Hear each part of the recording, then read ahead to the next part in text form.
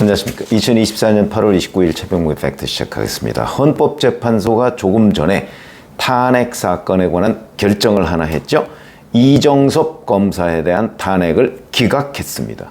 이게 작년 12월 1일에 민주당이 이제 그 검사들 4명 탄핵하겠다고 하면서 이제 이정섭 검사에 대한 탄핵을 했죠. 그때 탄핵 안에 있는 탄핵 사유가 뭐냐면 대기업 임원으로부터 접대를 받았다. 그 다음에 민간인에 대해서 무단으로 전과조회를 했다.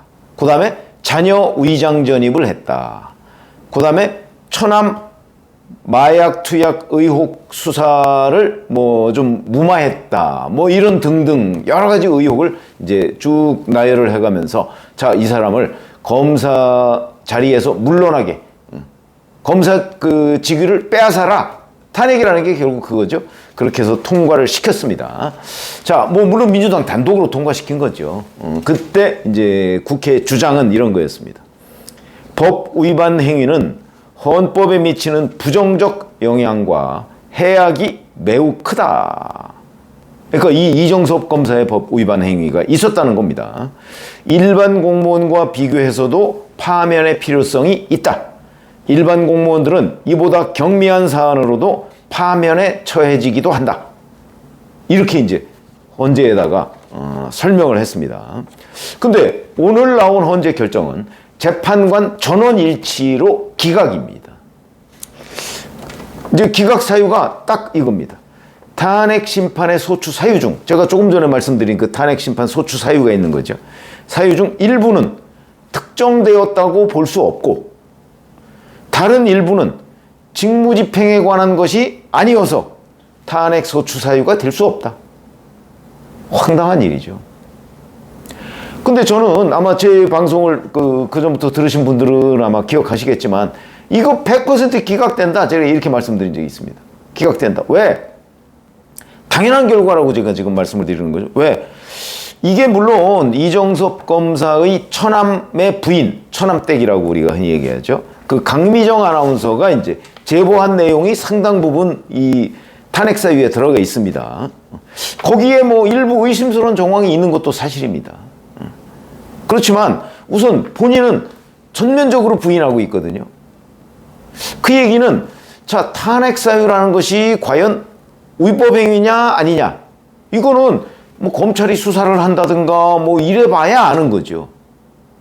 수사를 하지도 않은 상태에서 지금 그 처남댁의 일방적인 의혹 제기가 있고 그 다음에 본인의 전면적인 부인이 있고, 그러면 뭐가 사실이냐 하는 게 특정이 안 됐습니다. 그러면 헌법재판소에 가서 이 강미정 아나운서의 주장이 전부 다 사실이다라고 주장을 하면 헌재 재판관들은 어떻게 해야 되죠? 사실관계가 특정도 안 됐는데 진짜 맞아? 이런 위법 행위를 한 거야? 왜냐면 탄핵 사유는요, 직무집행에 있어서 헌법이나 법률을 중대하게 위반한 때 이렇게 돼 있습니다. 자, 그럼 우선 이게 직무집행이냐? 직무집행이 아니죠. 예를 들어서 만약에 민간인을 무단 전과조회를 해줬다 그러면 그 직무집행은 아니지 않습니까? 누구의 청탁을 들은 거지. 그럼 뭐 청탁금지법이나 뭐 혹시 뭐 직권남용이나 이런 거에 해당할 수는 있겠으나 직무집행은 아닌 것으로 보인다. 뭐 이런 거. 예를 들어서 이제 뭐 자녀 위장 전입, 이것도 직무집행과는 관련 없는 거죠. 그 다음에 헌법이나 법률을 위반했느냐? 위반했다고 지금 처남댁이 주장하는 거지 본인은 전면 부인하고 있거든요. 그럼 위반했는지 여부를 따져야 될 거 아니겠습니까? 그거를 헌법재판소가 따질 수는 없죠. 따지려면 수사기관에서 따져야 되는 거죠. 그런데도 덜컥 탄핵부터 해놨다. 응? 그러니까 사실관계 확인 안 됐다. 뭐 직무상 행한 위법이 있는지 모르겠다. 그런데 일부 또 위법이 있더라도, 이게 노무현 전 대통령 탄핵 때도 그랬죠. 위법이 있더라도 그 위법사항이 정말 중대해서 이 사람을 파면해야 할 정도냐. 노무현 전 대통령 탄핵 때 그랬잖아요. 헌법재판소가. 자, 일부 그 공무원의 정치적 중립, 이거를 위반한 혐의는 인정이 되지만 그게 대통령직에서 물러나게 할 정도는 아니다. 이래서 기각했거든요. 이 사람의 경우에도 지금 위법 여부가 불분명한 상태인데, 그리고 지금 뭐 탄핵소추 사유라고 한 것이 설령 그 중에 일부는 또 위법하다고 하더라도 과연 파면시킬 사항이냐, 이런 여러 가지 의문이 있다는 거죠.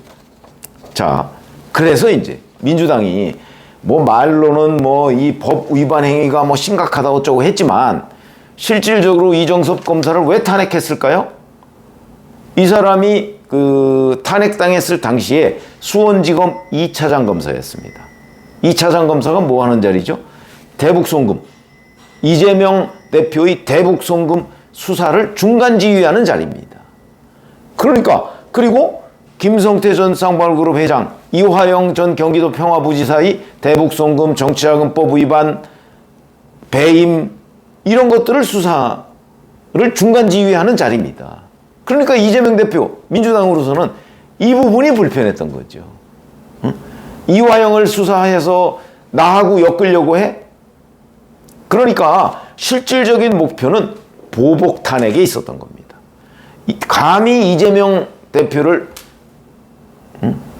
그 수사에 너도 한번 당해봐, 이런 거 아니겠나요? 그래서 그때 이미 보복 탄핵이라고 다 언론에서 썼던 겁니다.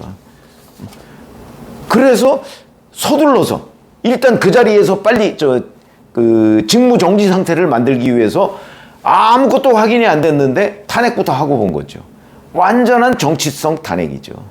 일단 탄핵부터 하고 보자. 거의 묻지마 탄핵이었습니다. 자, 그렇기 때문에 보복성 얘기. 제가 제목에도 보복 탄핵. 이게 이제 결국 헛발질이 됐다, 이런 얘기가 되는 거죠. 그러니까 완전히, 자, 이재명을 수사하면 검사들 어떤 일이 벌어지는지 보여주겠어, 이거 아닙니까? 그런데 그게 헌법재판소의 결정으로 헛발질임이 확인이 됐다. 자, 지금 그렇지 않아도 4명의 검사를 탄핵한다고 했습니다. 그 중에 3명이 이재명 관련한 수사와 연관된 보복 탄핵이고요.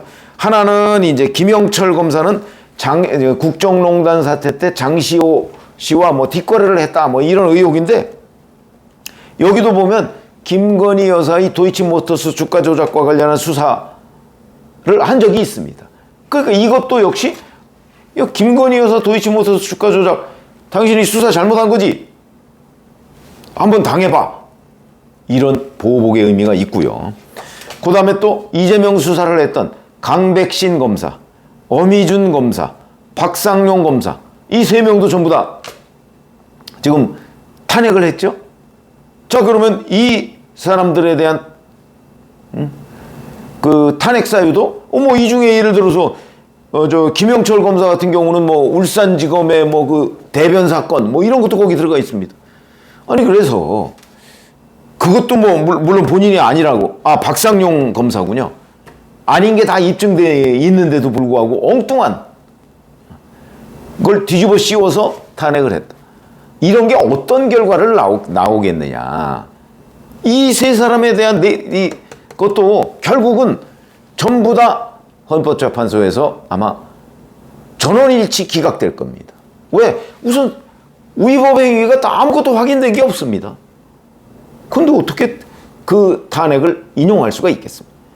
그거 저는 민주당도 뻔히 알고 있다고 생각을 합니다. 그러면서도 이재명 대표에 대한 수사를 하면 어떤 일이 벌어지는가 하는 걸 검사들한테 보여주겠다. 전국의 2,000명이 넘는 검사들한테 보여주겠다. 그래서 탄핵한 거 아닌가요?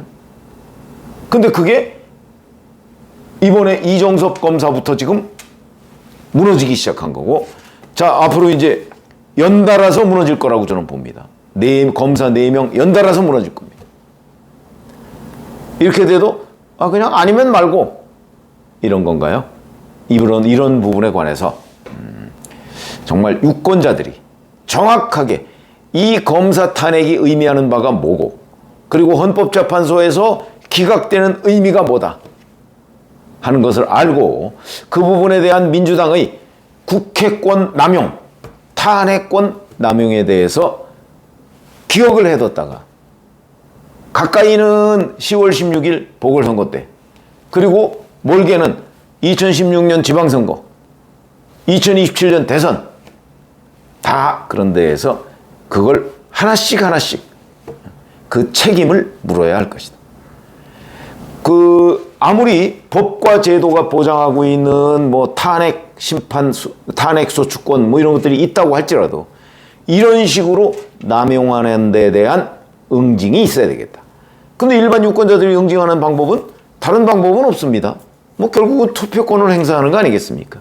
그러니까 일단 이런 식의 그 민주당의 국회권 남용, 특히 이재명 대표의 국회권 남용, 이 부분에 관해서 유권자들이 정확하게 의미를 이해하고 그 부분을 기억해뒀다가 책임을 물어야 한다.